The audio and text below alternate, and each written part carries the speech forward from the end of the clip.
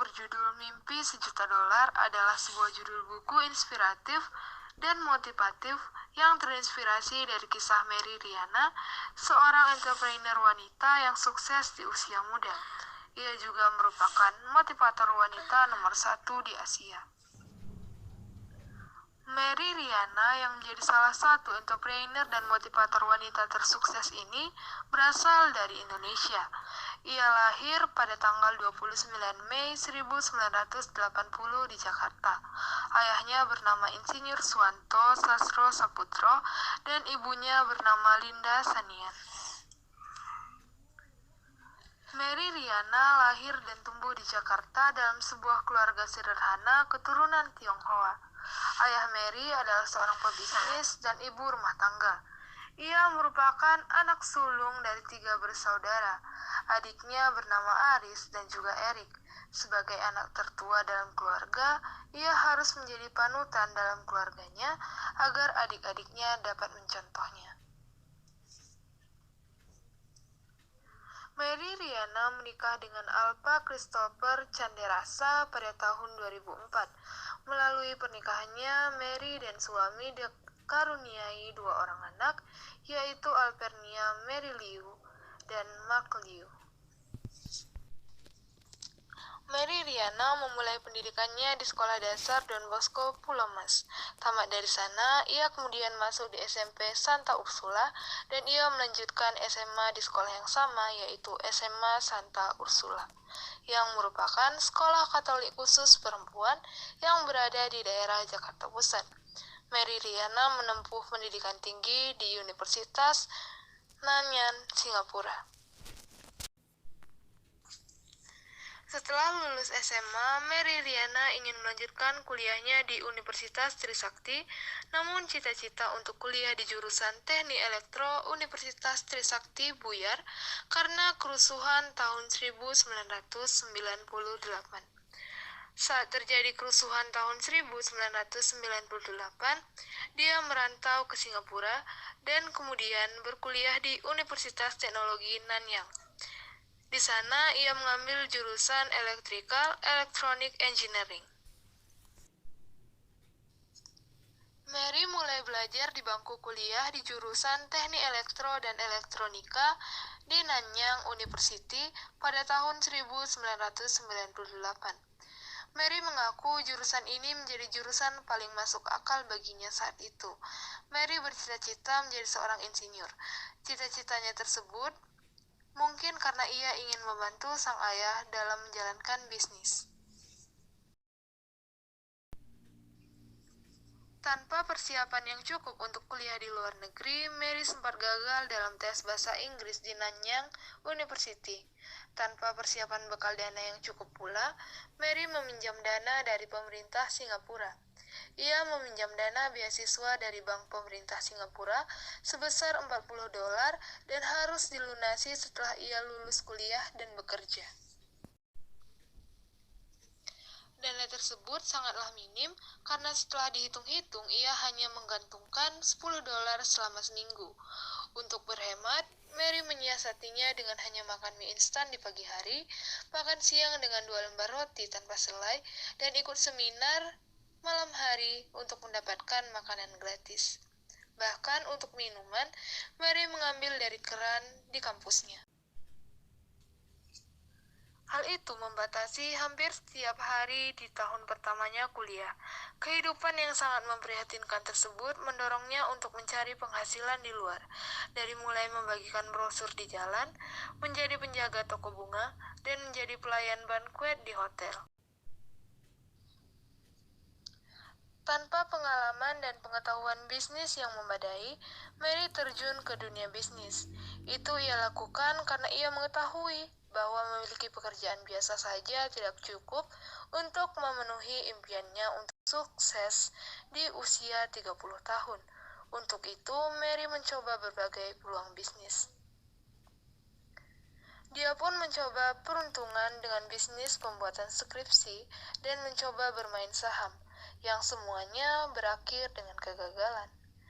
Mary pun mencoba terjun ke multi-level marketing, meski akhirnya ia rugi $20.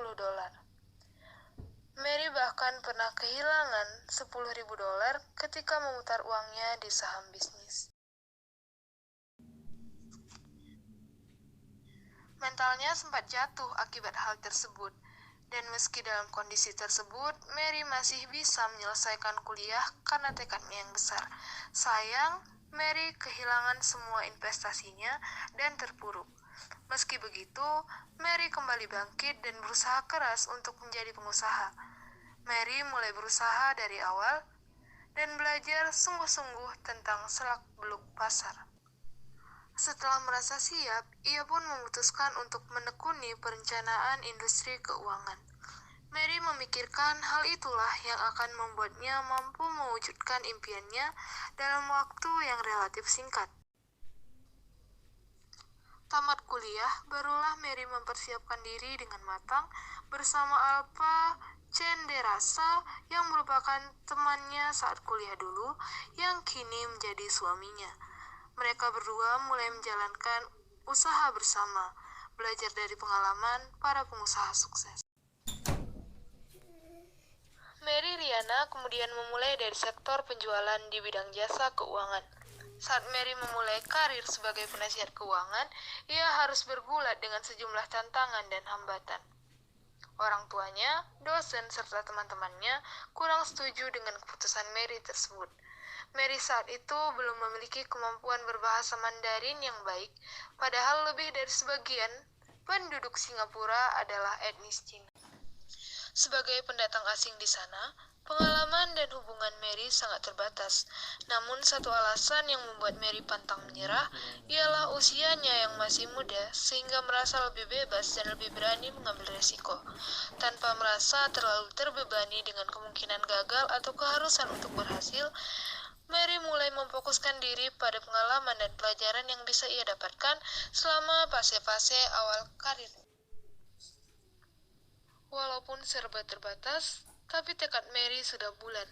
Dia bekerja 14 jam dalam sehari, berdiri dekat stasiun MRT dan halte bus untuk menawarkan asuransi, bahkan dia bekerja sampai tengah malam dan baru pulang jam 2 dini hari. Belum lagi pendapatan yang tidak pasti membuatnya terpaksa kembali berhemat untuk mengatur kebutuhan sehari-hari. Sampai akhirnya, Mary berhasil meraih kesuksesan sebagai konsultan keuangan yang menjual produk-produk keuangan dan perbankan seperti asuransi, kartu kredit, deposito, tabungan, dan lainnya. Dalam 6 bulan pertama, Mary berhasil melunasi utangnya sebesar $40.000 Singapura. Tepat 1 tahun pertamanya, ia berhasil mendapatkan penghasilan sebesar $200.000 Singapura atau sekitar 1,5 miliar rupiah. Mary Riana kemudian diberikan penghargaan penasihat baru teratas yang diidam-idamkan oleh banyak orang yang menekuni profesi penasihat keuangan pada tahun 2003. Mary kemudian mendirikan Mary Riana Organization sebagai perusahaan jasa keuangan. Selain itu, ia juga mendirikan Mary Riana Organization Konsultasi yang bergerak di bidang pelatihan, motivasi, serta pencetakan buku di Singapura.